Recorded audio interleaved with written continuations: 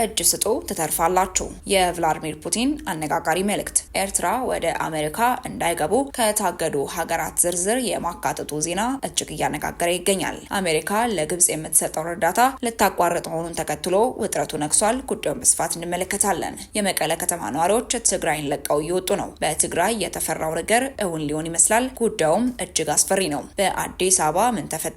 ህዝቡን ያስደነገጠው ክስተትስ ምንድን ነው? ሰላም ጤና ይስጥልን። በመላው ክፍለ ዓለማት የምትገኙ የዴ ታርጌት ኒውስ ቤተሰቦቻችን በያላችሁበት የዓለም ስፍራ ሁሉ ሰላማችሁ ይብዛልን እያልን እነሆ ለቻናላችን አዲስ ከሆናችሁ ቻናላችንን ሰብስክራይብ በማድረግ ቤተሰብ እንድትሆኑን በተጨማሪም የደወል ምልክቷን በመንካት ዘላቂ ቤተሰብነትን ከኛ ጋር እንድትመሰርቱ እንዲሁም በየዕለቱ የምንለቃቸውን ቪዲዮዎችን ከወደዳችሁ ላይክና ሼር እንድታደርጉልን እየጠየቅን ወደ መረጃዎቹ እናመራለን። መልካም ቆይታ። ወደ አስቀደምንላችሁ መረጃችን ስናመራ በትግራይ ክልል በመቶ ሺዎች የሚቆጠሩ ሰዎችን ህይወት የቀጠፈው አስከፊ የእርስ በርስ ጦርነት ተፋላሚ ወገኖች ጥቅምት 23 2015 ዓ.ም የሰላም ስምምነት መፈራረማቸውን ተከትሎ አብቅቷል። አሁንም ከጦርነት ጠባሳ ባላገገመችው በትግራይ ዋና ከተማ መቀለ የሚገኙ ነዋሪዎች ዳግም ወደ ግጭት ይገባ ይሆን የሚል ስጋትም አላቸው። በመቀለ ከተማ ህዝቡ የከፋ ነገር ከመጣ በሚል እየተዘጋጀ እንደሆነ የሚወጡ መረጃዎች ያመላክታሉ። የሸቀጣሸቀጥ እቃዎች ዋጋ እየናረ መምጣቱን ተከትሎ ሸማቾች ለክፉ ጊዜ በሚልም ሸመታ ላይ ተጠምደዋል። በባንኮች አካባቢ ገንዘባቸውን ለማውጣትም የሚፈልጉ ሰዎች ረዣዥም ሰልፎችን ይዘውም ይታያሉ። ከተማዋን ለቀው ለመውጣት የገንዘብ አቅም ያላቸው ወደ አዲስ አበባ ለመሄድም የአውሮፕላን ትኬት እየቆረጡ ነው። ከመቀለ አዲስ አበባ የሚደረጉ በረራዎችም ለቀናት ሙሉ በሙሉ ትኬት ተቆርጦም አልቋል። አንድ ነዋሪ ለመረጃ ምንጫችን እንደተናገረው ሁሉ የሚሆነው ከጭንቀት የተነሳ ነው ይላል። ትግራይ ለ2 ዓመታት የዘለቀው እናም የግማሽ ሚሊዮን ሰዎች ህይወትን ቀጥፏል ተብሎ የሚገመተው አስከፊው የእርስ በርስ ጦርነት ማዕከል ነበረች። በ2015 ዓመተ ምህረት ጥቅምት ወር መጨረሻ ላይ ሁለት ዋና ተፋላሚ ኃይሎችም የኢትዮጵያ ፌዴራላዊ መንግስትና ህወሓት ወያኔ ሓርነት ትግራይ የሰላም ስምምነት መፈራረማቸውን ተከትሎ አፈሙዞችም ዝም ማለትም ችለዋል። የምርጫ እስኪደረግ ድረስም ክልሉን እንዲመራ ጊዜ አስተዳደር እንዲቋቋምም አስችሏል። ነገር ግን ከቅርብ ወራት ወዲህ በህወሓት ውስጥ ባሉ ከፍተኛ አመራሮች በትግራይ ጊዜ አስተዳደር መካከል የስልጣን ሽኩቻ እየጨመረ መጥቷል። ጊዜ አስተዳደሩ አንዳንድ የህወሓት ሰዎች ስልጣን በኃይል ለመንጠቅ ሞክረዋል ሲልም ይከሳል። ሁለቱም ወገኖች አንዳቸው ሌላኛቸውን ከውጭ ተዋናዮች ጋርም ይሰራሉ በሚል ይከሳሉ። በመቀለ ከተማ ነዋሪዎችም ቀጣይ ግጭት ይቀሰቀሳል በሚል ስጋትም ገብቷቸዋል። ጫማ በመድረክ ህይወቱን የሚመራውና እድሜው በ20ዎች የሚገመተው ወጣቶች ግጭት ሰልችቷቸዋል ሲልም ተናግሯል። በጦርነቱ ወቅትም ብዙ ሰዎች የመዋጋት ፍላጎት ነበራቸው። አሁን ግን ተሰራጭተዋል። አትክልቶችን በመሸጥ የምትተዳደረውና እድሜዋ በ50ዎቹ የሚገመተው ሃይማኖት ገብረ ማርያም ደግሞ በ2013 የትግራይ ጦርነት ከተቀሰቀሰ በኋላ ሁለቱ ልጆቿ በትግራይ በኩል ጦርነት መቀላቀላቸውን ትናገራለች። ሴት ልጇ በሰላም ስትመለስ፣ ወንድ ልጇ ደግሞ የአካል ጉዳትም አጋጥሞታል። ወደ ጨለማው ዘመን መመለስ እንደማትፈልግ የምትገልጸው ሃይማኖት አሁን ያለው ሁኔታ በጣም አሳሳቢ ነው ስትልም ትናገራለች። አሁንም የምንኖረው ካለፈው ጦርነት ቁስልና ጠባሳ ጋር ነው። ዳግመኛ እንባችን ማፍሰስ አንፈልግም በማለትም ተናግራለች። ሌላኛዋ ሽሬ የምትኖር የቀድሞ ታጋይ ስትሆን በጦርነቱ ወቅትም እግሯ ክፉኛም ቆስሏል። አሁን በክራንች የምትራመድ ሲሆን በቋሚነትም ሕክምና ማድረግ የሚያስፈልጋታል። ለመረጃ ምንጫችንም በሰጠችው መረጃ ቤተሰቤን አቃውሶታልም ትላለች። አካል ጉዳተኛ ነኝ። የቤተሰቤ ኢኮኖሚ ላሽቋል። ያንን እንደገና ማየት አልፈልግም። በድንኳን ውስጥ የሚኖሩ ተፈናቃዮች ወደ ቀያቸው እንኳን አልተመለሱም። አክላም ማንም ሰው ሌላ ዙር ጦርነት ማስተናገድ አይችልም ብላለች። የትግራይ ክልል ጦርነት ካስከተለው አስከፊ ጉዳትም ሙሉ በሙሉ አላገገመም። ወደ 1 ሚሊዮን የሚጠጉ ተፈናቃዮች አሁንም ወደ ቀያቸው መመለስ አልቻሉም። አንዳንድ ቁልፍ መሰረተ ልማቶች፣ ትምህርት ቤቶችና የጤና ተቋማትን ጨምሮ ገና አልተጠገኑም። በክልሉ ዋና ከተማ መቀለ በግልጽ የሚታይ ጭንቀት ቢኖርም መደበኛ ህይወት ግን ቀጥሏል።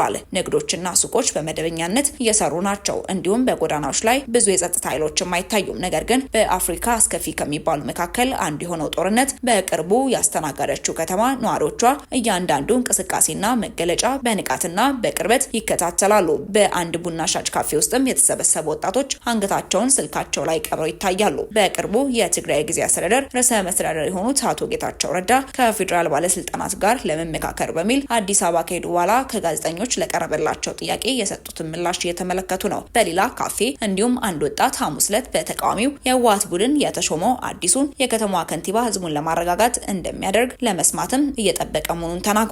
ሁሉም ሰው የሚቀጥሉትን ቀናትና ሳምንታት ምን እንደሚያመጡ ለማየት እየጠበቀም ይመስላል። ወደ ቀጣይ መረጃችን ስናመራ ኤርትራ ወደ አሜሪካ እንዳይገቡ ከታገዱ ሀገራት ዝርዝር ተካታለች። የትራምፕ አስተዳደር 43 ሀገራት ላይ የቪዛ እግድ መጣሉን ተናግሯል። እግዱ 3 ክፍሎች ያሉት መሆኑን ጊዜያዊ እቅዱ እንደሚያሳይም ተዘግቧል። በዚህ በመጀመሪያ ምድብ ሙሉ ለሙሉ ወደ አሜሪካ እንዳይገቡ የተከለከሉት ውስጥም ሶማሊያና ሱዳን ይጠቀሳሉ። ሰሜን ኮሪያም በዚህ ዝርዝር ውስጥ ተካታለች። በከፊል እግዱ ከተጣለባቸው ሀገራት መካከል ደግሞ ኤርትራ፣ ደቡብ ሱዳን እንዲሁም ማይናማርም ይገኙበታል። በዚህም የእነዚህ ሀገራት ዜጎች በቱሪስት በትምህርትና መሰል ቪዛዎችም ተከልክለዋል። ሌሎች ወደ 26 የሚደርሱ ሀገራት ደግሞ የጸጥታ ሁኔታቸው ወይም ለአሜሪካ መንግስት በ60 ቀናት ውስጥ በሚሰጡት መረጃ ላይ ተንተርሶ የሚወሰን እግድም ቀርቧል። የሀገራቱ ቁጥርም ከዚህ ሊጨምርም ሊቀንስም እንደሚችል ነው የተነገረው።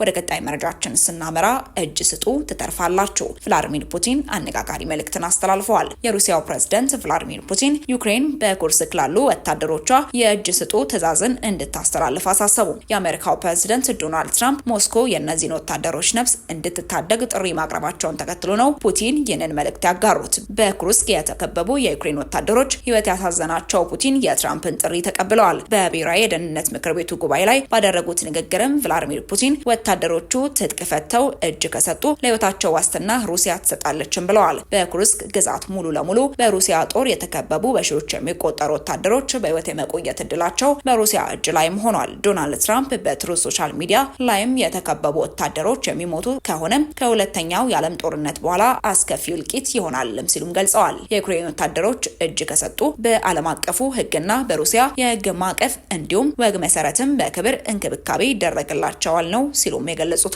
ፑቲን እነዚህ ኃይሎች ናሲ ላይ ወደ ኩርስክ ዘልቀው ሲገቡ ንጹሃንን ጨፍጭፈዋል በሚልም ከሰዋል። በሩሲያ ህግ ደግሞ እንዲህ አይነቱ ተግባር በሽብር የሚያስወነጅልም ነው ተብሏል። አሜሪካ ለግብጽ የምትሰጠውን እርዳታ ልታቋርጥ ነው። ግብጽ የጋዛ ዜጎችን ለማስፈር የወጣውን እቅድ አልቀበልም በማለቷ አሜሪካ ለሀገራቱ የምትሰጠውን እርዳታ ልታቋርጥ እንደምትችል ምንጮች ገለጹ። የዩናይትድ ስቴትስ አስተዳደር በጋዛ የመልሶ ግንባታ ለማከናወን ያቀረበውን እቅድ ግብጽ በመቃወም ለካይሮ የሚሰጠውን ወታደራዊ እርዳታ ለመቀነስ ማቀዱን ለግብጽ እንዳሳወቀም ምንጮችም ተናግረዋል። የፖሊሲ ለውጡ ፍልስጤማውያንን ከጋዛ ለማፈናቀልና በግብጽና በዮርዳኖስ ውስጥም ለፍልስጤማውያን አዲስ መንደርም ለመገንባት የሚያጠቃልለውን የመካከለኛ ምስራቅ የትራምፕ እቅድ ግብጽ አለመቀበሏን ተከትሎ የመጣ ነው። በዋሽንግተን የሚገኙ የግብጽ ዲፕሎማት እንደተናገሩት ለግብጽ የሚሰጠው እርዳታ ትክክለኛ መጠን እስካሁን ባይታወቅም ቅነሳው በሚቀጥለው ዓመት ተግባራዊ ይሆናል ተብሎም ይጠበቃል ብለዋል። እንደ ዘገባው ከሆነ ትራምፕ ፍልስጤማውያንን ከጋዛ በማውጣት ወደ ጎረቤት ሀገራት ለማዘዋወር ባቀዱበት እቅድም ሁለቱ ሀገራት ካልተስማሙ ለግብጽና ለዮርዳኖስ የሚሰጠውን እርዳታ እንደሚቆምም ፍንጭም ተሰጥቷል። ግብጽ ህዝቧን ሳያፈናቅል ጋዛን መልሶ ለመገንባት የ25 ቢሊዮን ዶላር እቅድ አቅርባለች። የውሳኔ ሀሳቡም የአረብ ሊግ ባሳለፍነው ሳምንት ባደረገው አስቸኳይ ስብሰባ የጸደቀ ሲሆን ከምዕራባውያንና ከአውሮፓ ድጋፍም አግኝቷል። ከዓለም ዙሪያ የተውጣጡ መንግስታት የትራምፕን የጋዛ እቅድ የጦር ወንጀል ነው በማለትም የዘር ማጽዳት ሲሉም ተቃውመዋል። ዩናይትድ ስቴትስ ለግብጽ በአመት 2.1 ቢሊዮን ዶላር የሚገመት እርዳታም ትሰጣለች። አሜሪካ ለግብጽ መንግስታትና መንግስታዊ ላልሆኑ ድርጅቶች ጭምር ኢኮኖሚያዊ እርዳታ መስጠት ከጀመረችም መክረሟ የሚታወስ ነው። ወደ ቀጣይ መረጃችን ስናመራ መዲናችን አዲስ አበባን ጨምሮ በበርካታ ክልሎች እጅግ አስደንጋጭ የሆነ የመሬት መንቀጥቀጥ ተሰምቷል። የመሬት መንቀጥቀጡ በሬክተር ስኬል 5.1 መለካቱም ተገልጿል። ባሳለፍናቸው ሳምንታት ትንሽ ጋብ ብሎ የነበረው የመሬት መንቀጥቀጥ አሁን ደግሞ ተጠናክሮ ተሰምቷል። የአዋሽ አካባቢ ነዋሪ እንደገለጹትም ጠንካራ የመሬት መንቀጥቀጥ እንደነበር ተናግረዋል። በአዲስ አበባ በርካታ አካባቢዎችም እጅግ የጠነከረ ንዝረት እንደነበረ፣ በርካታ ግድግዳዎችም መሰንጠቃቸውን በተለያዩ ማህበራዊ ትስስር ገጾች ላይ በሚጋሩ ምስሎች እየተመለከትን እንገኛለን። ከወትሮ ፍጹም የተለየ ነበር ያለው አንድ ግለሰብም ያለሁበት ህንፃ ላይ ከፍተኛ መነቃነቅ ተሰምቷል። እጅግ ያስፈራም ያስደነግጥም ነበር ነበር ሲልም ገልጿል። በርካቶችም በተመሳሳይ ህንፃ ላይ የነበረው ስሜት ከፍተኛ እንደነበር ጠቁመዋል። ከአዲስ አበባ ውጪም በርካታ ከተሞች ላይ ንዝረቱ በደንብ እንደተሰማም ተገልጿል። የመሬት መንቀጥቀጡ ከአዋሽ በ50 ኪሎ ሜትር ርቀት ላይ መከሰቱን የአሜሪካ ጂኦሎጂካል ሰርቬይ ተቋምም ገልጿል። ወደ ተመልካቾቻችን ለእሳቱ የነበሩ መረጃዎቻችን ይመስሉ ነበር። አብራችሁን ስለነበራችሁ እጅግ አድርገን እናመሰግናለን። ለቻናላችን አዲስ ከሆናችሁ ቻናላችንን ሰብስክራይብ እንድታደርጉ እየጠየቅን በቀጣይ መረጃችን እስክንገናኝ ድረስ ተሰናበትን። ቸር ቆዩልን።